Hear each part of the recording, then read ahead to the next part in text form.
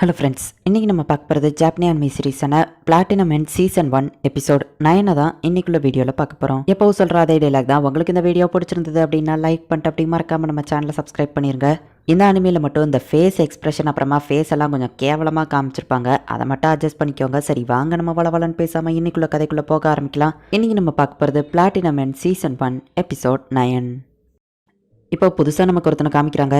நான் உன்னை என்னோட கண்ட்ரோலுக்கு வச்சு யூஸ் பண்ணிக்கிடலான்னு நினச்சேன், ஆனால் நீ ஆல்ரெடி வேற ஒருத்தன் கண்ட்ரோலில் இருக்க போலையே அப்படின்னு சொல்லி அவனை ஸ்வாட் வச்சு மிரட்டுறான். அந்த ஆஃபீஸர் மேலே ஆல்ரெடி யாரோ ரெட் ஏரோவை யூஸ் பண்ணியிருக்காங்க. யார் அதை யூஸ் பண்ணுது சொல்லு அப்படின்னு சொல்லி இந்த ஸ்வாடை வச்சுக்கிட்டு அவன் மிரட்டவும், இல்லை நான் சொல்ல மாட்டேன் அப்படின்னு அந்த ஆஃபீஸர் சொல்கிறான். ஸ்வாடை வச்சு அவன் மூஞ்சில இருந்து கால் வரைக்கும் ஒரு ஸ்கிராச்சஸ் போடுவோம். நான் சொல்லியிருந்தேன் என்ன விட்டுரு அப்படின்னு சொல்லி அந்த ஆஃபீஸர் சொல்கிறான். இந்த இடம் ரொம்பவும் சூப்பராக இருக்குது சாக்கி, சூப்பரான இடத்த செலக்ட் பண்ணியிருக்க. இந்த இடத்துல எங்களால் நல்லாவோ பறக்க முடியுது அப்படின்னு சொல்லி ஏஞ்சல் சொல்கிறாங்க. நீ கேட்டபடியே உன்னோட சூட்டை நான் ரெடி பண்ணிட்டேன் அப்படின்னு சொல்லி முக்கேடோ கொடுக்குறான். சாக்கியை வாங்கிட்டு ரொம்பவும் தேங்க்ஸ் அப்படின்னு சொல்கிறான். சாக்கி எங்க ஃபேமிலியும் சின்ன வயசுல போற ஒரு ஃபீல்டு மாதிரியே இந்த இடம் இருக்கு அப்படின்னு நம்ம ஹீரோ சொல்றான். ஃபர்ஸ்ட் ரேங்க் ஏஞ்சலா மாறணுங்கிறதுக்காக ஹெவன்ல இருந்து நிறைய இன்ஃபர்மேஷனை வர வச்சு ரெவல் படிச்சுக்கிட்டு இருக்கான். இந்த ஒரே ஒரு பபிள்ல பல ஆயிரம் கோடி இன்ஃபர்மேஷன் இருக்கு. கவலைப்படாத, சீக்கிரமா நான் எல்லாத்தையும் படிச்சு முடிச்சு உனக்கு விங்ஸை வர வைக்கிறேன் அப்படின்னு சொல்லி ரெவல் படிச்சுட்டு இருக்கான். என்னோட புது சூட்டை நான் ட்ரை பண்ணி பார்க்க போறேன் அப்படின்னு சொல்லிட்டு சாக்கி அங்க இருந்து கிளம்புறா. இப்போ அந்த ட்ரெஸ்ஸை போட்டுட்டு வரா. நம்ம ஹீரோ அப்படியே பார்த்து ஸ்டன் ஆகுறான். அது பாக்குறதுக்கு கேட் ட்ரெஸ் மாதிரியே இருக்கு. யோ ஏயா இதை கேட் காஸ்டியூம் மாதிரி ரெடி பண்ண அப்படின்னு சொல்லி ரெவல் வந்துட்டு முக்கேடோவை கேட்கவும், இது ஒன்னும் கேட் காஸ்டியூம் இல்ல, காதுல இருக்கிற இயர்ஸ் வந்துட்டு கண்ணில் காகல்ஸா ஒர்க் ஆகும். ஐ மூமெண்ட்டை வச்சு இந்த சூட்டை கண்ட்ரோல் பண்ணலாம். அப்புறமா இந்த சூட்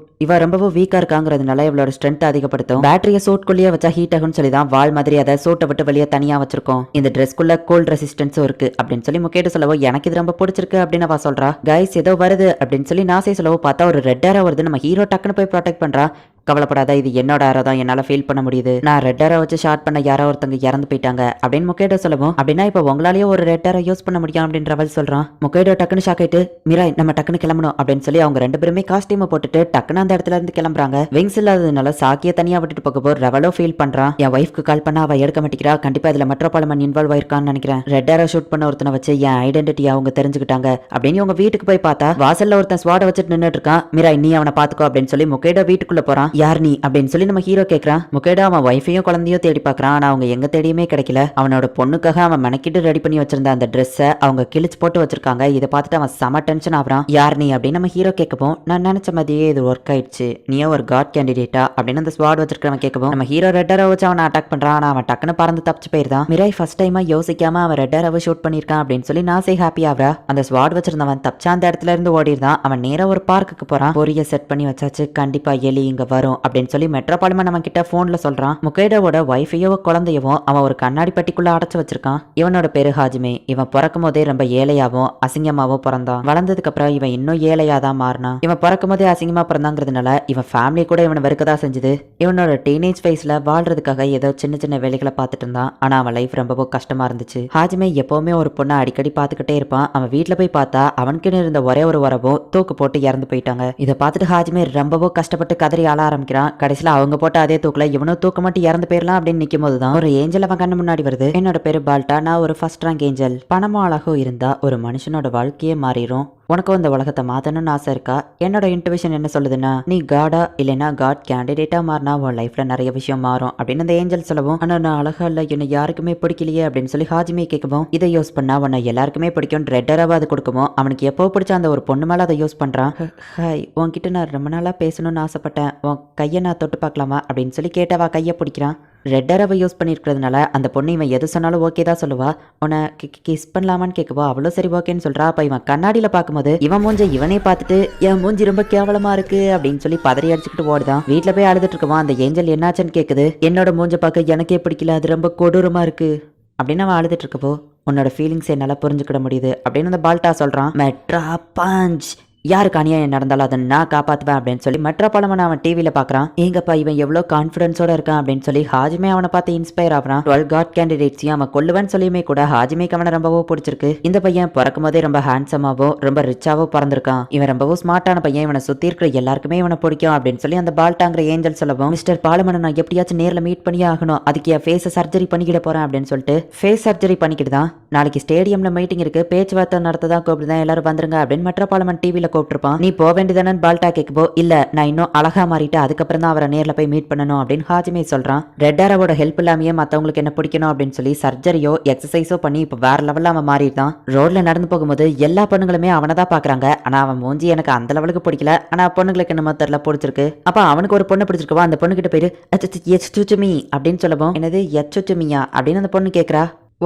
ஒட்டுட்டு இல்ல அப்படிங்கிற மாதிரி அவன் எல்லாத்தையும் வளர ஆரம்பிக்கவான். அந்த பொண்ணு அடைச்சி அப்படின்னு சொல்லிட்டு அங்க இருந்து போயிருந்தா. சர்ஜரி பண்ணதுலயே வா எதுவும் கொண்டுச்சா இல்ல எனக்கு சின்ன வயசுல இருந்து யாருக்கிட்டயே பேசி பழக்கம் இல்ல, அதனால ஒழுங்கா பேச்சு வரல அப்படின்னு சொல்லி வீட்டுல போய் அழுதுட்டு இருக்கான். டவர் இன்சிடென்ட்ல நம்ம ஹீரோ மெட்ரோபாலமனை ஓட விட்டு அடிச்சிருப்பான். அதை இவன் பார்த்துட்டு இது நியாயமே இல்லன்னு வருத்தப்படுறான். அப்ப பால்டா வந்து ஆனா மெட்ரோபாலமன் மத்த காட் கேண்டிடேட்டை பார்த்தாலே கொன்றுவாரேன்னு கேட்கவும் அதை பத்திலாம் எனக்கு கவலை இல்ல, எனக்கு அவரை ரொம்பவோ பிடிக்கும், அவருக்கு சப்போர்ட்டுக்கு யாருமே இல்லைன்னு தானே 2 பேரா சேர்ந்து அட்டாக் பண்றாங்க, அவருக்காக நான் இருக்கேன் அப்படின்னு ஹாஜிமே சொல்லவும் மெட்ரோபாலமன் காடா மாறினா இந்த உலகமே அழிஞ்சிடும் என்னோட இன்ட்யூஷன் சொல்லுது அப்படின்னு பால்டா சொல்லவும் இந்த உலகம் அது எப்படி போனாலும் எனக்கு அதை பத்தி கவலை இல்ல, நான் எப்படியாச்சும் மெட்ரோபாலமனை நேர்ல மீட் பண்ணணும், அவருக்காக நான் வேலை பார்க்கணும் அப்படின்னு சொல்லி ஹாஜிமே முடிவெடுக்கவும் பால்டா வந்து ஹாஜிமேக்கு ஒரு ஐடியா கொடுக்குறான். நீங்க ஆல்ரெடி ரொம்ப ஹேண்ட்ஸமா இருக்கீங்க, இதுக்கு மேல உங்களை ஹேண்ட்ஸமா மாத்த முடியாது.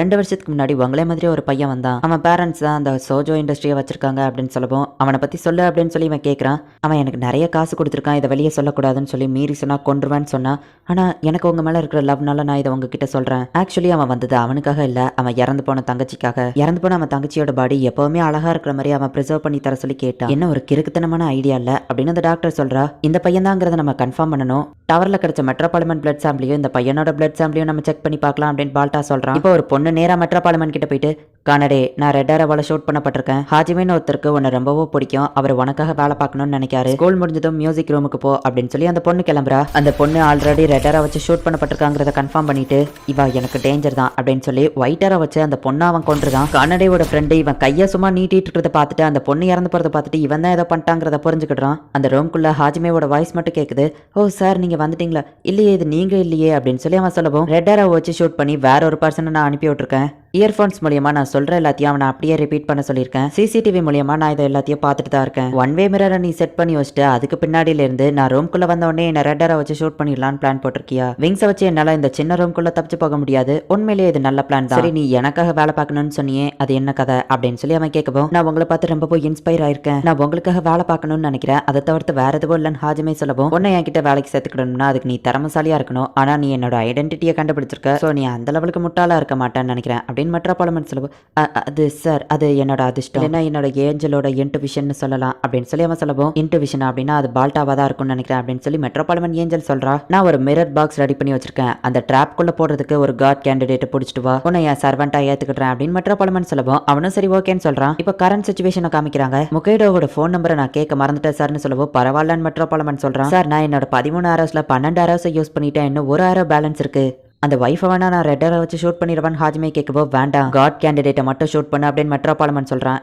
இவன் என்ன முட்டாளா இருக்கிற 1 ஆரோவையோ வேஸ்டா யூஸ் பண்ணணும்னு நினைக்கிறான், இவனை நான் அதிகமாகவும் நம்ப கூடாது அப்படின்னு மெட்ரோபாலிமன் மனசுக்குள்ள நினைக்கிறான். முக்கிய செவுத்துல போய் தலையை முட்டிட்டு இது எல்லாமே என்னோட தப்பு தான் அப்படின்னு அழுதுட்டு இருக்கவும் நான் உன்னை காட் கேண்டிடேட்டை செலக்ட் பண்ணதுனால தான் உனக்கு இந்த நிலைமை, என்ன மன்னிச்சிரு அப்படின்னு சொல்லி ஃப்ரே சொல்றா. இல்ல அந்த ஆஃபரை நான் தான் ஏத்துக்கிட்டேன், அவங்கள ஹாப்பியா வச்சிருக்கணும்னு நினைச்சு கடைசியில நானே அவங்கள ஆபத்துல மாட்டி விட்டுட்டேன் அப்படின்னு முகேடா பேசிட்டு இருக்கமா. அவனுக்கு ஒரு கால் வருது. முகேடோட போனை ஹேக் பண்ணி பிரைவேட் நம்பர்ல இருந்து அவனுக்கு கால் வருது.